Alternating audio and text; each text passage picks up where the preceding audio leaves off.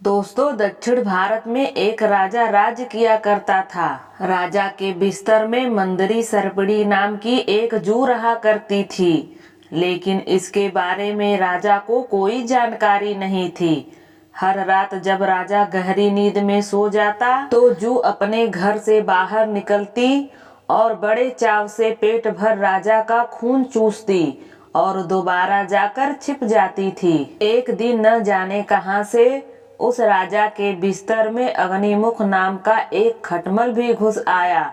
जब जू ने उसे देखा तो उसे बहुत गुस्सा आया कि उसके इलाके में एक खटमल घुस आया है। जू उसके पास गई और उसे तुरंत वापस चले जाने को कहा। इस पर खटमल बोला, अरे जू बहना, इस तरह का व्यवहार तो कोई अपने दुश्मन के साथ भी नहीं करता। मैं बहुत दूर से आया हूँ और सिर्फ एक रात तुम्हारे घर रुककर आराम करना चाहता हूँ। कृपया मुझे यहाँ रुकने दो। उस खटमल की बातें सुनकर जू का दिल पिघल गया।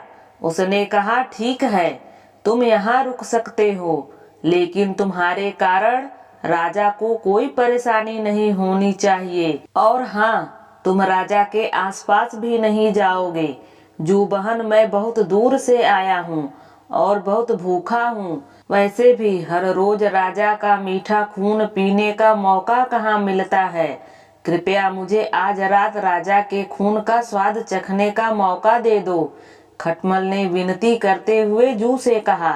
जू खटमल की बातों में आ गई और उसने राजा का खून चूसने की इजाजत दे दी। ठीक है, तुम राजा के खून का भोजन कर सकते हो, लेकिन उससे पहले तुम्हें राजा के गहरी नींद में सो जाने का इंतजार करना होगा, जब तक राजा पूरी तरह सो ना जाए। रात होते ही राजा ने अपने कमरे में आया और सोने की तैयारी करने लगा। राजा का शरीर बहुत तंदुरुस्त था और उसकी तोंद बहुत मोटी थी। यह देखकर खटमल के मुंह में पानी आ गया। जैसे ही राजा बिस्तर पर आकर लेटा, खटमल ने न आव देखा न ताव देखा, सीधे जाकर राजा की मोटी तोंद पर जोर से काट लिया और फिर दौड़कर पलंग के नीचे छिप गया।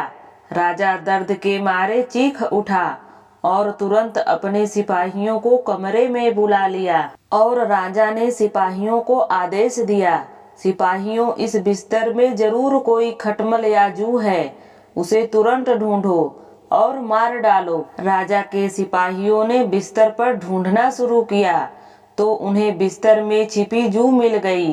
उन्होंने तुरंत उस जू को मार डाला और खटमल बच निकला।